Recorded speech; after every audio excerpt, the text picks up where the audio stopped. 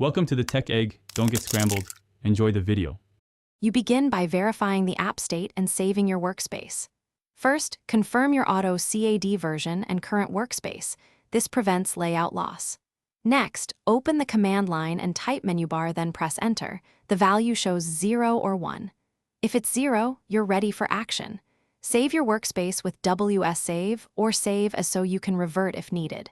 Once done, make sure the command line accepts inputs and that you have administrative rights if on a locked machine. You now enable the bar itself. Type menu bar 1 and press Enter. The classic menu should appear at the top.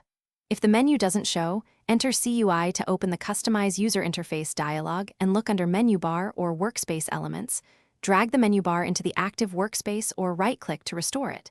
If a menu file was removed, use Load Partial Customization and select a CAD, MNU, or you're saved. QX/MNU. Make sure to transfer changes to the current workspace and press Apply.